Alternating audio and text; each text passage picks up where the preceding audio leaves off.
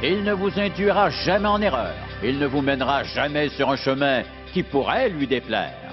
Il ne vous conduira pas sur un sentier où vous pourriez trébucher, tomber et détruire votre vie. Nous pouvons nous attendre à ce que Dieu nous dirige dans chaque aspect de notre vie. Obéissez à Dieu et laissez-lui toutes les conséquences. Vous devez combattre à genoux. On récolte ce qu'on sème. Et encore plus avec les intérêts. Nous sommes plus grands et plus forts à genoux. Dieu peut remuer ciel et terre pour nous indiquer sa volonté. On ne réalise pas toujours toutes les implications de la vie chrétienne et habituellement, lorsqu'une personne est sauvée, soit qu'elle remplit une carte ou qu'elle lève la main ou qu'elle se rende dans une autre pièce et finalement elle est baptisée et on la laisse s'arranger toute seule. La plupart des gens diront « c'est ce qui m'est arrivé ». Personne ne s'est assis pour me dire « maintenant que tu as reçu Jésus-Christ, voici à quoi tu peux t'attendre ». Ils doivent se débrouiller seuls dans leur nouvelle vie. Imaginez, vous êtes tout juste sauvé et quelqu'un vous donne ça et dit « voici votre livre d'instructions ». C'est assez effrayant lorsqu'on y pense, même si c'est notre livre d'instructions. Avant de bien le comprendre, ils auront besoin d'un peu d'aide. Et assez souvent, les gens commencent leur vie chrétienne et ensuite se découragent car ils ne reçoivent aucune aide. Et ils ne savent pas à quoi ils peuvent s'attendre. Avant d'aller plus loin, j'aimerais d'abord vous rappeler le thème de notre série d'études. Marcher au même rythme que Dieu et au même pas que lui. Quand Paul utilise le mot « marcher », ce terme fait référence à notre marche de vie ou comment nous devons vivre. Et nous pourrons lire Éphésiens chapitre 4 où l'apôtre aborde justement cette question. Il nous enseigne à cheminer. Aux 3 premiers chapitres, il nous parle de notre expérience de salut et comment Dieu nous bénit. Il nous révèle à quel point nous sommes riches en vertu de cette expérience. Et grâce à ce que nous sommes et de qui nous sommes en Jésus-Christ, il poursuit au 4e chapitre en disant « Je vous encourage donc, moi, le prisonnier, dans le Seigneur, à marcher d'une manière digne de l'appel que vous avez reçu. Soyez simples, doux et patients, supportez-vous les uns les autres avec amour, vous efforçant de conserver l'unité de l'esprit par le lien de la paix. » Paul nous exhorte à marcher d'une manière digne, c'est-à-dire d'une manière conforme à ce que nous sommes. Marcher d'une manière digne de notre appel. Quel est cet appel? Nous avons 4 appels, un appel au salut, un appel à la sanctification, c'est-à-dire à vivre saintement, un appel au service et un appel à la redevabilité. Vivons donc de manière conforme à ces 4 appels. Or, supposons par exemple que vous ayez reçu Jésus comme sauveur et maintenant vous êtes un jeune chrétien, peut-être pas si jeune que ça. Et les seules choses que vous ayez faites sont d'aller à l'église, peut-être lire votre Bible et prier un peu et de donner à l'offrande. Mais à quoi pouvez-vous vous attendre? Quelles devraient être vos attentes en recevant Jésus-Christ comme sauveur personnel? En devenant un chrétien, à quoi vous attendiez-vous? Et qu'en pense Dieu? Je répondrai à ces questions dans ce message. À quoi vous attendez-vous? Comment Dieu peut-il œuvrer dans votre vie en tant que sauveur? Il nous a sauvés, il est donc notre sauveur. Il est notre Seigneur, notre Maître et notre guide. Vous verrez apparaître environ 9 mots sur cet écran, il y en a sans doute plus, mais ceux-ci nous donneront une idée à quoi le chrétien peut-il s'attendre lorsqu'il reçoit Jésus comme sauveur personnel. Et le premier mot est une relation intime. Lorsque Jésus nous sauve, c'est là son premier objectif. Dieu dit par exemple qu'il nous a prédestinés, vous et moi, à être configurés à l'image de son Fils. Jésus le dit plusieurs fois de différentes façons. Moi et le Père, nous sommes un. Si vous m'avez vu, vous avez vu le Père. Et il enseignait, le Père est en moi, je suis dans le Père. Jésus parlait continuellement de cette relation entre lui et le Père et particulièrement de son intimité. On se rappelle par exemple Marc chapitre 1, verset 35, où il est écrit « Le matin, bien avant le jour, il se leva, sortit, s'en alla dans un lieu désert, et là il priait, il parlait et écoutait son Père avec amour. Il le laissait diriger toute sa vie dans une unité parfaite et absolue. Telle est la nature de leur relation. Jésus prie, par exemple, que nous puissions entretenir ce genre de relation avec lui dans sa prière au 17e chapitre de Jean. L'intimité est un don immense. Pourquoi?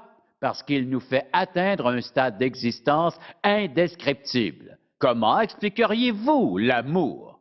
Si vous pouvez l'expliquer, vous n'avez jamais aimé, vous n'avez jamais été aimé. L'amour ne peut pas être expliqué. Et de penser que Dieu nous aime tous, que ce Dieu, sans aucun péché, juste parfait et saint dans tous ses aspects, puisse nous aimer d'une manière parfaite, sans péché, absolument, totalement, éternellement, inconditionnellement. Comment l'expliquer? Ces mots ne nous donnent qu'une idée à quel point il est impossible de rendre avec des mots l'amour de Dieu. Que veut-il de nous?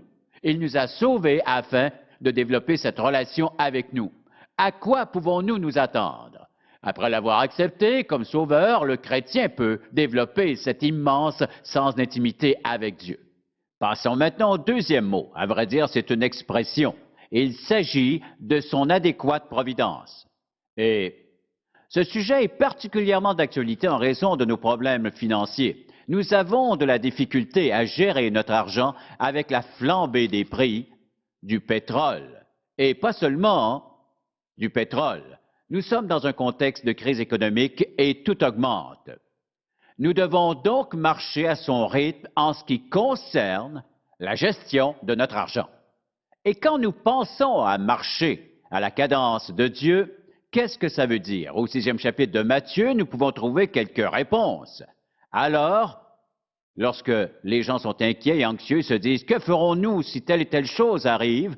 Dieu y répond déjà dans sa parole écrite dans la Bible. Il y a plusieurs siècles et même quelques millénaires, les conditions de vie étaient alors bien pires qu'aujourd'hui. Lisons à partir du verset 25. C'est pourquoi je vous dis, ne vous inquiétez pas pour votre vie de ce que vous mangerez, ni pour votre corps de quoi vous serez vêtu. La vie n'est-elle pas plus que la nourriture et le corps plus que le vêtement? Regardez les oiseaux du ciel, ils ne sèment ni ne moissonnent, et ils n'amassent rien dans des greniers, votre Père céleste les nourrit. Ne valez-vous pas beaucoup plus qu'eux? Sautons tout de suite au verset 31. Ne vous inquiétez donc point, ne dites pas, que mangerons-nous, que boirons-nous, de quoi serons-nous vêtus? Car toutes ces choses, ce sont les païens qui les recherchent. Votre Père sait laisser de quoi vous avez besoin. Cherchez premièrement le royaume et la justice de Dieu, et toutes ces choses seront données par-dessus. Ne vous inquiétez donc pas du lendemain, car le lendemain aura soin de lui-même. À chaque jour suffit sa peine. Que veut-il dire? Simplement ceci, l'Éternel Dieu s'engage à pourvoir à tous nos besoins. Cette promesse s'adresse à nous. Dieu s'identifie comme un pourvoyeur. En plus, dans l'Épître aux Philippiens, il nous promet autre chose. Mon Dieu pourvoira à certains besoins, à tous vos besoins selon sa richesse avec gloire. Très souvent, nous interprétons ce verset d'un point de vue financier. Pourtant, nous avons d'autres besoins, des besoins physiques ou émotionnels ou financiers ou encore relationnels. Les besoins varient d'une personne à l'autre. Et Paul nous répond, mon Dieu pourvoira tous vos besoins selon sa richesse avec gloire. J'apprécie surtout cette dernière partie. Dieu pourvoit aux besoins selon sa richesse avec gloire. Qu'est-ce que cela signifie? Ça veut dire, premièrement, que ses ressources sont inépuisables. Il est écrit selon ses richesses. Comment accéder à ces richesses? Je puis seulement y accéder en suivant Dieu. Si Jésus est mon sauveur, il me donne accès à ces richesses, que mes besoins soient de nature émotionnelle ou encore des besoins physiques, des besoins matériels. Jésus pourvoit selon sa richesse avec gloire, mais Dieu les réserve exclusivement à ses enfants. Ces promesses sont très claires. Nous ne devons pas nous inquiéter car il pourvoit à nos besoins. Mais il va encore plus loin dans la deuxième épître de Paul aux Corinthiens, au chapitre 9.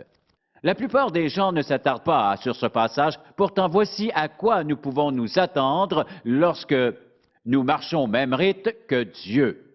Non seulement pourvoit-il à nos besoins, et il y pourvoit adéquatement, mais voyez dans 2 Corinthiens chapitre 9, verset 6. En fait, celui qui sème peu moissonnera peu, et celui qui sème en abondance moissonnera en abondance. Donc, si je donne plus, je recevrai plus. Si je donne moins, je recevrai moins. Que chacun donne comme il l'a résolu en son cœur, sans tristesse ni contrainte, car Dieu aime celui qui donne avec joie. Verset 8, « Et Dieu peut vous combler de toutes ses grâces, afin que, possédant toujours en toutes choses, de quoi satisfaire à tous vos besoins, vous ayez encore en abondance pour toute bonne œuvre. En d'autres mots, vous en aurez assez pour partager avec les autres. » C'est une promesse de Dieu que nous pouvons anticiper. Donnez, l'on vous donnera une bonne mesure bien tassée, secouée, débordante. Nous sommes en droit de nous attendre à ce que Dieu pourvoie tous nos besoins. Toutefois, même si nous sommes en droit de nous y attendre, nous n'avons aucun droit de regard sur la façon dont Dieu s'y prend pour pourvoir à nos besoins. Et souvent, il s'y prend d'une manière imprévue. Dieu est prêt à pourvoir à nos besoins, mais il nous donne la responsabilité, comme on l'a vu, la responsabilité de donner. Donnez, l'on vous donnera une bonne mesure bien tassée, secouée, débordante. Mais ce n'est pas tout. Vous verrez bientôt apparaître une autre proposition. Le Saint-Esprit nous aide.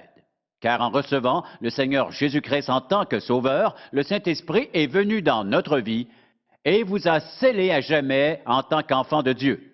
Si vous pensez « je suis sauvé, donc je fais ce que je veux », vous vous trompez. Car si vous êtes croyant et que vous vivez dans le péché, sachez que Dieu s'apprête à vous corriger. Si ce n'est pas déjà fait, méfiez-vous car vous ne perdez rien pour attendre. Cela veut-il dire que Dieu nous déteste? Non, Dieu nous aime. Il nous corrige pour nous ramener à lui et dans sa volonté pour qu'il puisse nous bénir. Or, le Saint-Esprit habite en nous pour une foule de raisons. Je pourrais vous donner plusieurs passages bibliques. Par exemple, dans le chapitre 8 de l'Épître aux Romains, si quelqu'un n'a pas l'Esprit de Christ, il ne lui appartient pas. Et plus loin dans Romains chapitre 8, verset 26, il nous aide car nous ne savons même pas comment prier devant certaines circonstances inexplicables. Mais l'Esprit nous aide dans notre faiblesse. Il intercède pour nous par des soupirs inexprimables. Car nous crions à Dieu en implorant son conseil et sa direction quand nous ne savons pas comment prier. En ces temps, le Saint-Esprit nous accorde son aide. Dans la première épître aux Corinthiens, au 2e chapitre, nous voyons que l'Esprit de Dieu nous accorde le discernement ou l'habileté, ou si on préfère, la capacité de voir les choses comme elles le sont et non comme elles le paraissent. Lorsque nous écoutons les gens autour de nous, l'Esprit de Dieu nous donne le pouvoir de discerner, de savoir s'ils disent la vérité ou au contraire s'ils mentent, s'ils essaient de nous impressionner ou s'il n'en est rien, s'ils essaient de nous embobiner alors que nous connaissons les faits. Or, supposons que nous étudions la parole de Dieu, qui est celui qui nous aide à comprendre cette parole. L'Esprit de Dieu nous donne le discernement pour comprendre leur sens. Un esprit de discernement est un don de Dieu, puisque ce discernement vient de l'Esprit de Dieu, qu'il s'agisse d'interpréter la parole de Dieu ou d'interpréter les paroles d'une personne ou les pensées de son cœur. Nous pouvons également ajouter l'Évangile de Jean, chapitre 14 à 16. Il est l'enseignant, il nous conduit dans la vérité. Il peut s'agir d'une voix humaine, d'un messager physique, mais Dieu est celui qui enseigne. L'Esprit de Dieu nous permet de comprendre et nous aide à appliquer la parole de Dieu à notre vie. Et une des responsabilités, toujours selon Jean, consiste à nous convaincre de pécher. Si vous êtes croyant et que vous commencez à pécher contre Dieu, l'Esprit de Dieu que vous servez vous convaincra de ce péché. Mais dans le cas où nous continuons quand même à pécher, la voix de notre conscience s'affaiblira de plus en plus. C'est très dangereux. Le Saint-Esprit nous aide et nous dépendons de lui à chaque jour de notre vie. C'est lui qui nous donne l'énergie autant spirituelle que physique requise pour accomplir la volonté de Dieu. Elle est indispensable à cette fin. Prenons un exemple facile. Nous ne pourrions comprendre Jean 3,16 sans l'aide du Saint-Esprit. Le jour de votre salut, c'est lui qui vous a permis d'en comprendre le sens, de vous repentir de vos péchés et de recevoir Jésus-Christ en sachant que seule la mort de Jésus sur la croix pouvait vous procurer le pardon de Dieu. Nous pouvons donc nous attendre et anticiper l'immense travail du Saint-Esprit dans notre vie. Et ensuite, nous pouvons nous attendre à cette autre grande œuvre, la confiance. N'est-ce pas merveilleux de pouvoir rester confiant au milieu des pires épreuves? Oui, parce que, premièrement, en marchant à la même cadence que Dieu, rien ne pourra vous arriver sans que Dieu ne l'ait d'abord permis. Il permet certaines choses. Il nous protège de certaines autres. Certaines nous plaisent, certaines nous blessent. Quand nous marchons au même rythme que Dieu et que nous réagissons correctement, Dieu utilise même les souffrances les plus aiguës et il s'en sert afin de nous fortifier, édifier, faire grandir et mûrir et nous équiper pour que nous puissions aider d'autres personnes en difficulté qui vivent des épreuves. Nous ne développons cette confiance qu'à travers les expériences bonnes ou mauvaises. Dieu reste avec nous.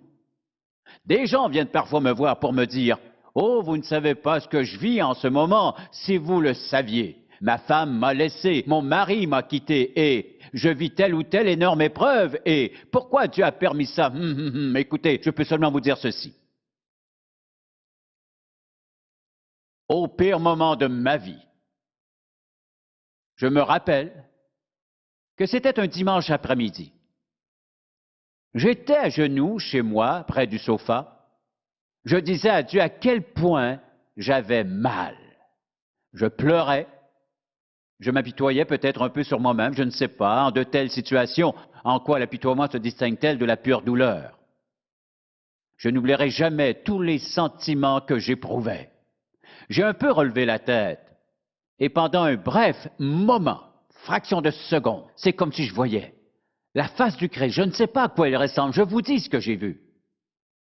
Ou plutôt ce que j'ai entendu. Je suis avec toi.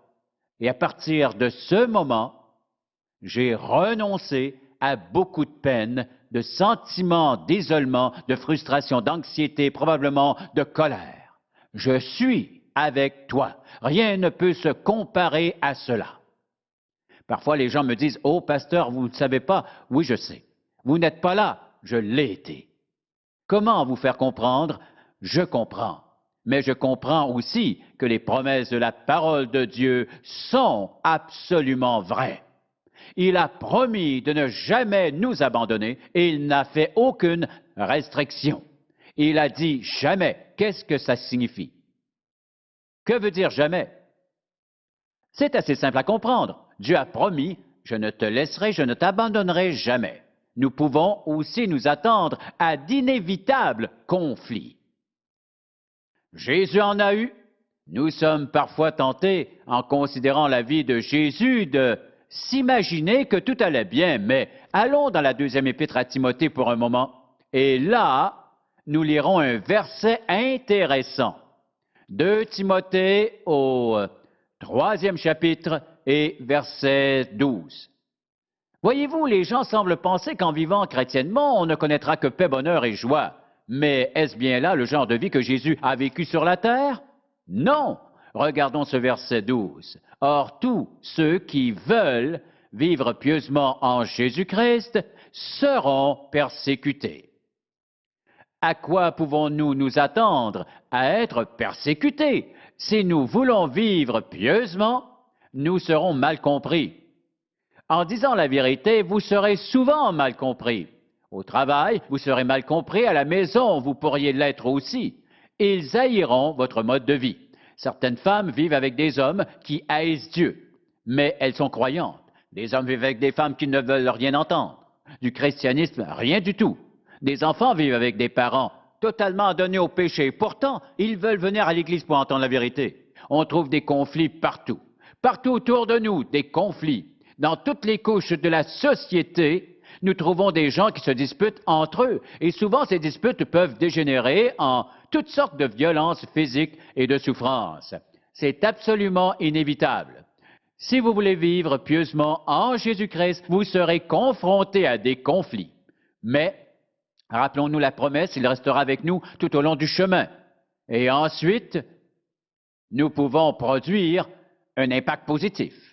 Si nous marchons au rythme de Dieu, nous produisons un impact positif. Car alors, en marchant à la cadence de Dieu, avec la présence du Saint-Esprit en nous, si nous marchons à son rythme, l'Esprit de Dieu qui est en nous est disponible et capable de parler aux autres à travers nous. Votre caractère, votre conversation et votre conduite, en fait, avant même d'ouvrir la bouche, vous pouvez produire un impact par votre manière de vivre. Et je crois qu'une personne vraiment chrétienne, une croyante, qui vit dans la piété, Au moment de faire connaissance, plus souvent qu'autrement, elle n'a pas à dire un seul mot, c'est écrit sur son visage.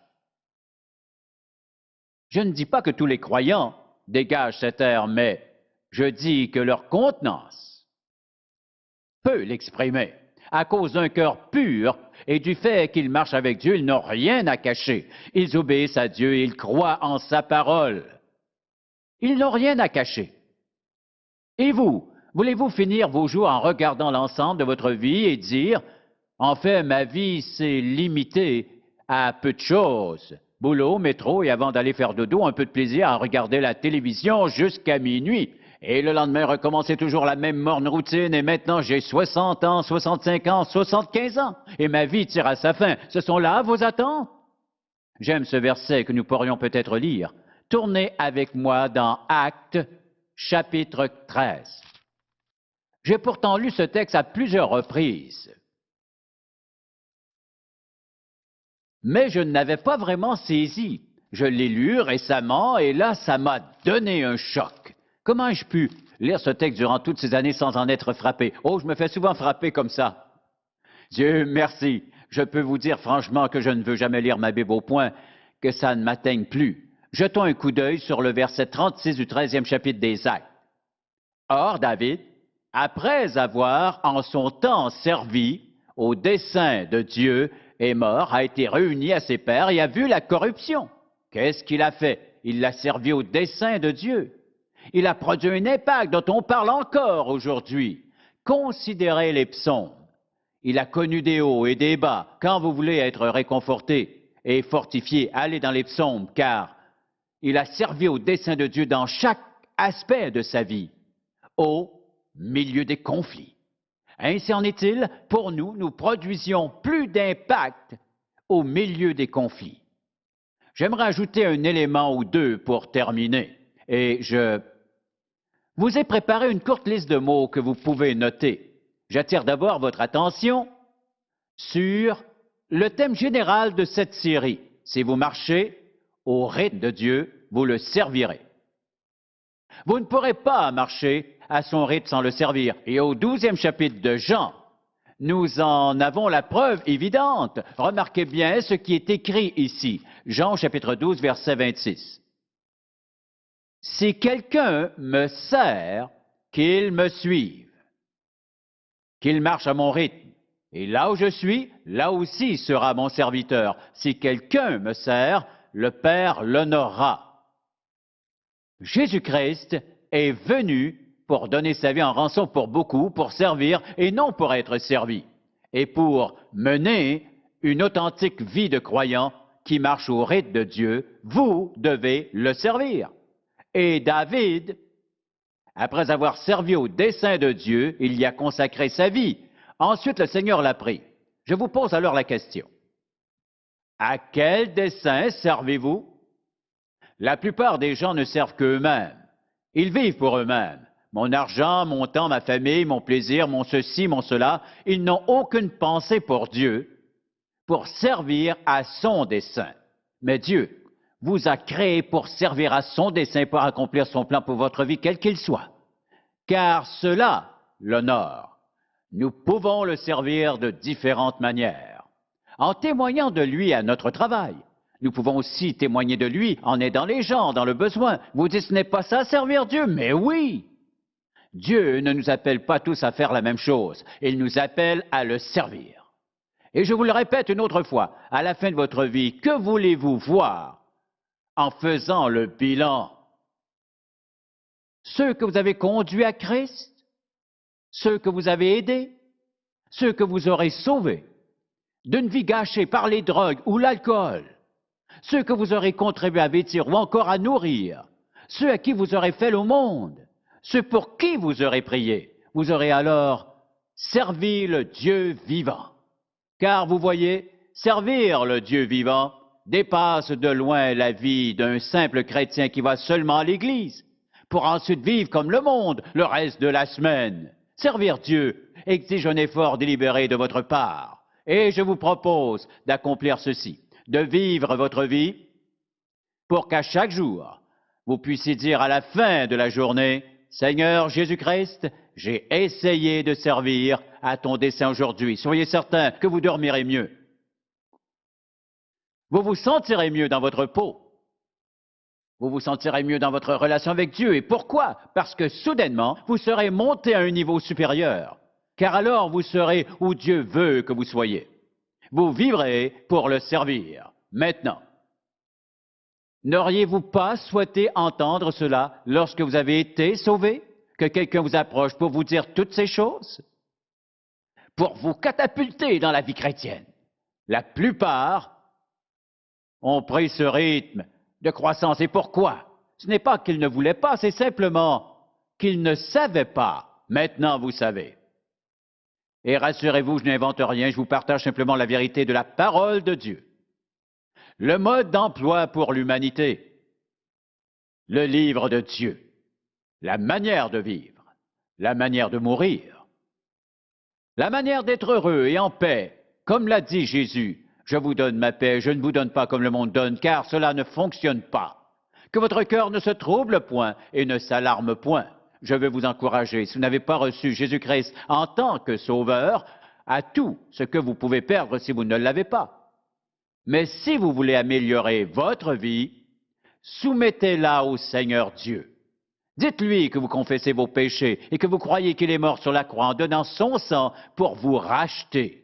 Acceptez-le personnellement comme sauveur et recevez le Saint-Esprit dans votre vie, conformément à ses promesses. Alors, par l'Esprit de Dieu qui vit en vous, il vous permettra de vivre chrétiennement, saintement, dans la paix et le bonheur. Et à l'heure du conflit, il restera avec vous pour vous aider. Rien ne peut se comparer à cette vie. Amen.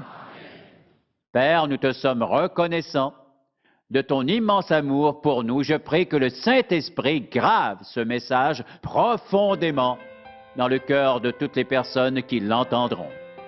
Ils ne l'aimeront peut-être pas, mais fais en sorte qu'ils ne puissent le fuir. Et dans leur désespoir, qu'ils se tournent vers toi pour recevoir Jésus-Christ comme Sauveur. C'est ma prière. En son nom.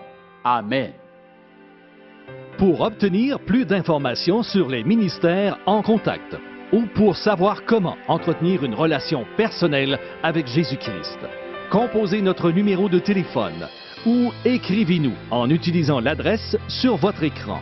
En contact avec Charles Stanley a été réalisé par la grâce de Dieu et la fidélité de nos partenaires de ministère à travers le monde.